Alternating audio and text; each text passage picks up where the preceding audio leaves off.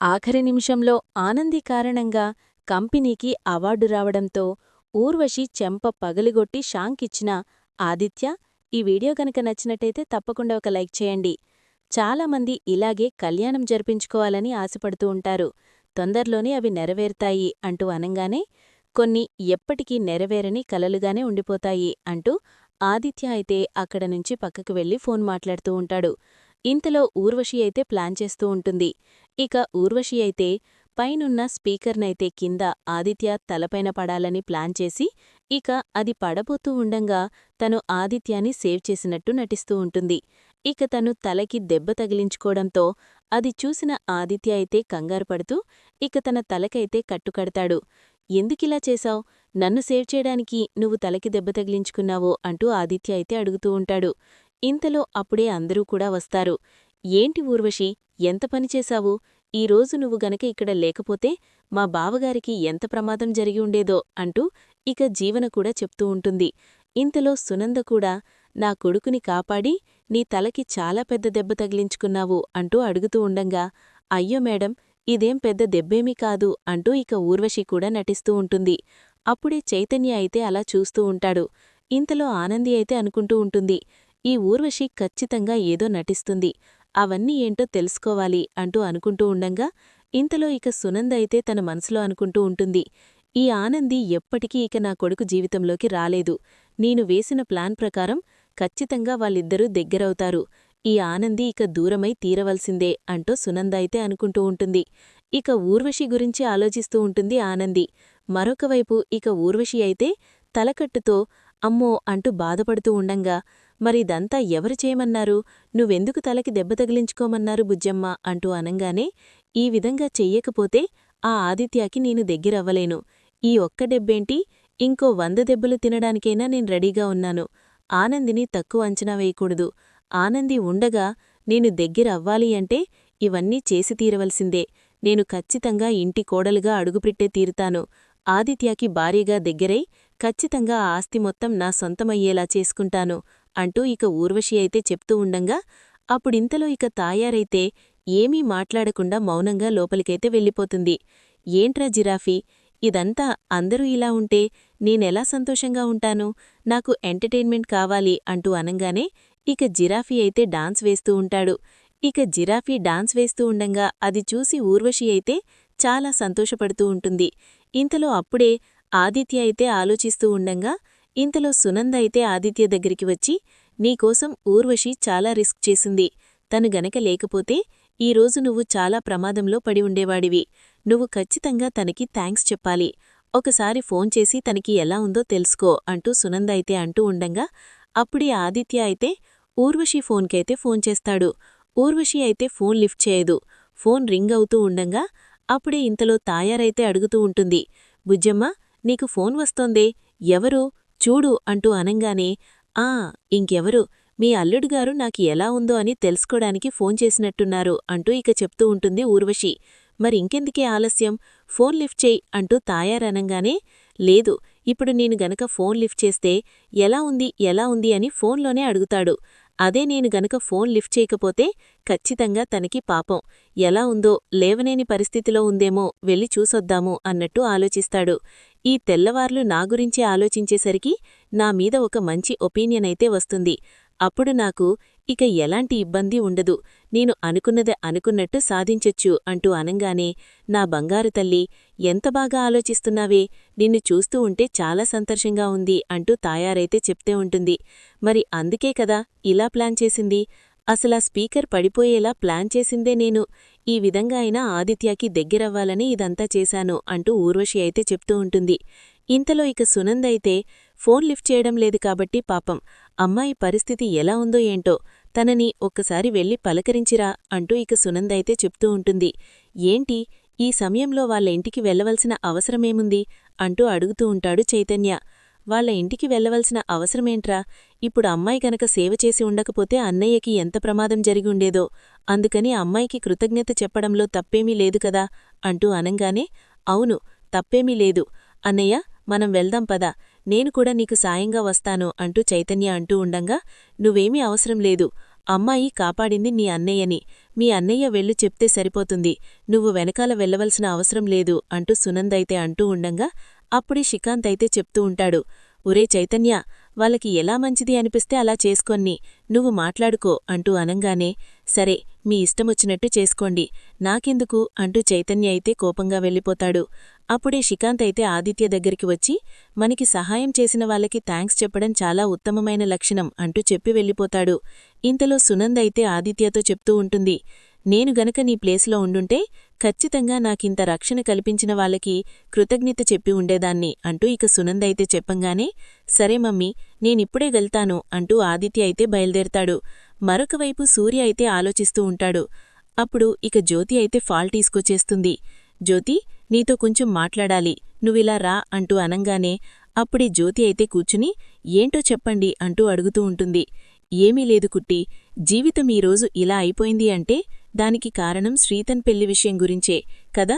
శ్రీతన్ పెళ్లి విషయంలో కుట్టి ఏ తప్పు చెయ్యలేదని నమ్మడానికే మనకి ఎంత టైం పట్టింది. ఇక సునందగారు నమ్మాలి అంటే మనం ఖచ్చితంగా ఏదో ఒకటి చేసి తీరవలసిందే.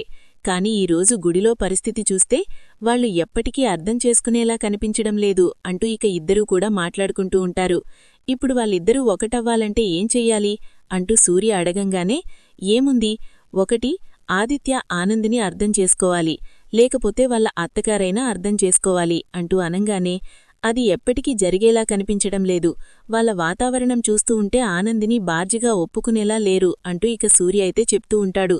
అవునండి అంటూ అనంగానే ఇంతలో ఇందుమతి అయితే ఇదేంటివి, వీళ్ళిక్కడ మీటింగ్ పెట్టి కుట్టి గురించి మాట్లాడుకుంటున్నారు, సూర్య ఏదో గట్టిగానే ప్లాన్ చేస్తున్నాడు, నేను చాలా జాగ్రత్తగా ఉండాలి అంటూ ఇందుమతి అయితే అనుకుంటూ ఉంటుంది. మనమేం చేద్దామనుకుంటున్నారు అంటూ అనంగానే తను తప్పు చెయ్యలేదని మనం నిరూపిస్తే ఎలా ఉంటుంది, ఆ విధంగా ఎందుకాలోచించకూడదు, సునందగారితో మాట్లాడితే ఖచ్చితంగా ఏదోటి మార్గం కనిపిస్తుంది కదా అంటూ అనంగానే ఈరోజు గుడిలో పరిస్థితి చూసే మీరిలా మాట్లాడుతున్నారా, వాళ్ళని చూస్తూ ఉంటే అసలా కుట్టి మీద చాలా ద్వేషాన్ని చూపిస్తున్నారు, అలాంటప్పుడు మనం ఎలా అడగ్గలము అంటూ ఇక జ్యోతి అయితే అంటూ ఉండంగా అన్నిటికీ కాలమే సమాధానం చెప్తుంది జ్యోతి. ఈరోజు గుడిలో ఉండకూడదు అని వాళ్ళందరూ నిర్ణయించుకున్నారు, మనం కూడా ఏమీ మాట్లాడలేకపోయాము. చివరికి ఆ సీతారాముల కళ్యాణం కుట్టి దగ్గరుండి జరిపించేలా జరిగింది చూశావా, మనం అనుకున్నది అనుకున్నట్టు ఎప్పటికీ జరగదు అంటూ ఇక సూర్య అయితే అంటూ ఉంటాడు. ఇంతలో మరొకవైపు ఆనంది అయితే ఆలోచిస్తూ ఉంటుంది. సూర్యబాబుని బెయిల్ మీదైతే బయటికి తీసుకొచ్చాను, కాని ఇదంతా ఎవరు చేశారో సాక్ష్యాలన్నీ సంపాదించాలి కదా, సాక్ష్యాధారాలతో శుద్ధ బయటపడినప్పుడే నా తల్లి అందరి ముందు అవమానంతో తలదించుకున్నదానికి కారణం ఎవరో అది తెలుసుకుని వాళ్లని అరెస్ట్ చేయిస్తాను, వాళ్ళి జీవితాంతం శిక్ష అనుభవించేలా చేస్తాను, తొందరలోనే ఈ విషయాలన్నీ తెలుసుకుంటాను అంటూ ఇక ఆనంది అయితే అంటూ ఉండంగా అమ్మా కుట్టి, ఇదంతా సరే, కాని నిన్ను నీ భర్తని చూస్తూ ఉంటే నాకు చాలా జాలేస్తోందమ్మా, మీ ఇద్దరూ కలిసి అన్యోన్యంగా ఉండాలనే నేను కోరుకుంటున్నాను, కాని అది ఏదీ జరగడం లేదు, మీ అత్తగారు ప్రవర్తన చూస్తూ ఉంటే నాకు చాలా భయంగా ఉంది అంటూ పూజారితాత అంటూ ఉండంగా నాక్కూడా భయంగానే ఉంది పూజారితాత, మా ఇద్దరినీ శాశ్వతంగా దూరం చేయడానికి ఆవిడ ఏం ప్లాన్ చేస్తుందో అని భయమేస్తోంది, ఆవిడ గనక ఏదైనా నిర్ణయం తీసుకుంది అంటే ఖచ్చితంగా అవతలివాళ్లు జీవితాలు తలకిందులైపోయినట్టే అంటూ ఇక అంటూ ఉండంగా అప్పుడే పూజారితాతైతే అడుగుతూ ఉంటాడు. అమ్మా, గుడిలోకి వచ్చింది కదా ఒక అమ్మాయి, ఆదిత్యబాబుని సేవ చేసిన అమ్మాయి, ఆ అమ్మాయి ఎవరు అంటూ అడుగుతూ ఉండంగా ఆ అమ్మాయి పేరు ఊర్వశి, ఆదిత్యగారికి పర్సనల్ సెక్రటరీగా అపాయింట్ అయింది అంటూ అనంగానే నాకు చూస్తే అలా అనిపించడం లేదమ్మా, ఎందుకంటే ఆ అమ్మాయి మీ అత్తగారితో ఉన్న క్లోజ్ని చూస్తే ఏదో బాగా కావలసిన వ్యక్తిలా అనిపిస్తోంది అంటూ ఇక పూజారి తాతైతే చెప్తూ ఉండంగా అయినవాళ్లు దగ్గరే ఉన్నా వాళ్ళ మీద ద్వేషంతో ఎదుటివాళ్లందరూ కూడా వాళ్ళకి మంచిగానే అనిపిస్తారు. ఆదిత్యగారిని చేయున ఊర్వశికి ఖచ్చితంగా థాంక్స్ చెప్పి తీరవలసిందే అంటూ ఆనంది అయితే అంటూ ఉంటుంది. ఇంతలో ఇక ఆదిత్య అయితే ఊర్వశి ఇంటికైతే వెళ్తాడు. ఇక డోర్లైతే కొడుతూ ఉండంగా అప్పుడే ఊర్వశి అయితే ఎంతగానో సంతోషపడుతూ ఒరే జిరాఫీ, మీ బావగారొచ్చినట్టున్నాడ్రా, ఘనంగా స్వాగతం చెప్పండిరా అంటూ ఇక చెప్తూ ఉంటుంది ఊర్వశి. ఊర్వశి అయితే తలనొప్పితో పడుకున్నట్టు యాక్షన్ చేస్తూ ఉంటుంది. ఇంతలో జిరాఫీ అయితే డోర్ ఓపెన్ చేయంగానే ఇంతలో ఆదిత్య అయ్యో ఎదురుగా కంపిస్తాడు. అప్పుడిక ఆదిత్యాన్ని చూసి జిరాఫీ అలాగే తాయల బంగారయ్య ముగ్గురు కూడా రండి బాబు లోపలికి రండి అంటూ ఇక లోపలికైతే దగ్గర్నుండి తీసుకుని వస్తారు. ఇదేంటండి, మరీ ఇంత మర్యాద అవసరం లేదు, మరీ మీరు వంగి వంగి దన్నాలు పెట్టి లోపలికి రమ్మని చెప్పవలసిన అవసరం లేదు, నేనొస్తాను అంటూ ఆదిత్య అయితే చెప్తూ ఉండంగా, అది కాదు బాబూ, మా కుటుంబం అసలే అతి సంస్కారవంతమైన కుటుంబం, ఎవరొచ్చినా గౌరవ మర్యాదలివ్వడం మాకలవాటు, అందుకని ఇంత ప్రేమగా పిలుస్తున్నాము అంటూ అనంగానే, సరేనండి, ఊర్వశికెలా ఉంది, తనని పలకరించి వెళ్దామని వచ్చాను అంటూ ఆదిత్య అయితే చెప్తూ ఉండంగా, ఏం చెప్పమంటారు బాబూ, మా బుజ్జమ్మ తలకి చాలా గట్టి దెబ్బ తగిలింది, ఆ దెబ్బ కారణంగా తని తలనొప్పి అంటూ పడుకుని చాలా బాధపడుతూ ఉంది, కనీసం భోజనం కూడా చేయలేదు బాబూ, మాకు ఒక్కగానొక్క కూతురు, తనని ఎంతో అల్లారముద్దుగా పెంచుకున్నాము, తన తలకిలా దెబ్బ తగిలేసరికి మా ప్రాణం వెలవెల్లాడిపోయింది, మా బిడ్డకేం జరుగుతుందో అని చాలా కంగారు కూడా పుట్టింది అంటూ ఇక వాళ్ళైతే అంటూ ఉండంగా, మీరు కంగారు పడకండి, తనని చూసుకునే బాధ్యత నాడి అంటూ ఆదిత్య అయితే అంటూ ఉంటాడు. ఆ మాటకి ఇక తాయర్ బంగారయ్య అయితే ఎంతగానో సంతోషపడిపోతూ ఉంటారు. ఇక ఆదిత్య అయితే వెంటనే ఊర్వశి దగ్గరికి వెళ్లి తనతో అయితే మాట్లాడ్డంతో అప్పుడే ఊర్వశి అయితే ఎంతో ఆనందపడిపోతూ, బాస్, నాకోసం మీరు ఈ సమయంలో ఇక్కడిదాకా రావడమేంటి బాస్ అంటూ అడుగుతూ ఉంటుంది. ఊర్వశి అయితే, నాకోసం నువ్వు అంత రిస్క్ చేసినప్పుడు కనీసం నిన్ను చూడ్డానికి కూడా రాకపోతే నేను మానవత్వమున్న మనిషిని ఎలా అనిపించుకుంటాను, అందుకనే చూడ్డానికి వచ్చాను అంటూ ఇక ఆదిత్య అయితే ఆ విధంగా మాట్లాడుతూ ఉంటాడు. ఇంతలో ఇక మరుసటి రోజు ఉదయాన్నే ఆనంది అయితే తన డిజైన్స్ తీసుకుని బయలుదేరుతుంది. అప్పుడే ఇక ఆదిత్య అయితే ఆనంది కోసం ఎదురుచూస్తూ ఉంటాడు. ఇక చైతన్య, శశికాంత్ అయితే టైం అవుతున్నట్టుంది, ఇంకా ఆనంది రాలేదేంటి అంటూ ఉండంగా అప్పుడే జీవన్ అయితే వస్తుంది. బావుగారు, డిజైన్స్ మీరు సెలెక్ట్ చేయండి, ఆనందియే రావాలా అంటూ అడుగుతూ ఉండంగా, హలో జీవన మేడం, ఇక్కడ ఇద్దరు ఓనర్స్ ఉన్నారు, ఒకరు మన్నయ్య, మరొకరు పురుషోత్తంగారు. పురుషోత్తంగారు తరపున ఆనంది మేడం వస్తున్నారు కాబట్టి ఖచ్చితంగా ఇద్దరి సమక్షంలోనే ఆ డిజైన్స్ అన్నీ సెలెక్షన్ చేయాలి అంటూ ఇక చైతన్య అయితే చెప్తూ ఉంటాడు. అప్పుడే ఇంతలో ఇక ఆనంది అయితే వస్తుంది. ఆనంది కట్టుకున్న చీరను చూసి ఆదిత్య అయితే ఆనంది వైపే చూస్తూ ఉండిపోతాడు. అప్పుడే శశికాంత్ అయితే ఆనందితో చెప్తూ ఉంటాడు, అమ్మా ఆనంది, నువ్వు ఈ చీరలో చాలా అందంగా ఉన్నావమ్మా, లక్ష్మీదేవిలా ఉన్నావు అంటూ శశికాంత్ అయితే చెప్పంగానే అప్పుడే ఇక చైతన్య అయితే అంటూ ఉంటాడు, ఆనంది మేడంకి పోటీ వచ్చి వాళ్ళెవ్వరూ లేరు అంటూ అనంగానే, ఎందుకు లేరు, ఖచ్చితంగా ఉన్నారు అంటూ జీవనైతే చెప్తూ ఉంటుంది. అప్పుడే ఇక ఊర్వశి అయితే ఎంట్రీ ఇస్తుంది. బాస్ అంటూ అనంగానే, ఏంటి ఊర్వశి, నువ్వు రెస్ట్ తీసుకోకుండా ఆఫీస్కెందుకొచ్చావు అంటూ అడుగుతూ ఉంటాడు ఆదిత్య అయితే. ఈరోజు డిజైన్ సెలెక్షన్ ఉంది కదా బాస్, నా డిజైన్స్ కూడా తీసుకొచ్చాను అంటూ తన డిజైన్స్ కూడా చూపిస్తుంది ఊర్వశి అయితే. ఇక అందరూ కూడా కలిసి కాంపిటీషన్కైతే వెళ్ళంగానే అప్పుడే ఇక ఊర్వశి అయితే, బాస్, మనం నా డిజైన్స్ కనుక పెడితే ఖచ్చితంగా మనకి ఫస్ట్ ప్రైజ్ వస్తుంది అంటూ చెప్పంగానే, సరే ఊర్వశి, చూద్దాము అంటూ ఆదిత్య అయితే చెప్తూ ఉంటాడు. సరే, నీకు అవకాశమిస్తున్నాను, వెళ్ళి కాంపిటీషన్లో ఫస్ట్ ప్రైజ్ రావడానికి ప్రయత్నించు అంటూ అనంగానే అప్పుడే ఊర్వశి అయితే కేడీ టెక్స్టైల్ తరపున పైకైతే వెళ్తుంది. ఇక వెళ్ళంగానే ఆ డిజైన్స్ గురించి ఎవరనైతే చెప్పమంటారు. ఇదేంట్రా బాబూ, డిజైన్స్ చూపిస్తే సరిపోతుందనుకున్నాను, వీటి గురించి వివరించమంటే నేనెలా చెప్పాలి, నేనేం చేయాలిప్పుడు, ఇవి నేను వేసిన డిజైన్స్ కాదే, నాకు వీటి గురించి చెప్పడం కూడా రాదే అంటూ ఆలోచిస్తూ ఉంటుంది ఊర్వశి.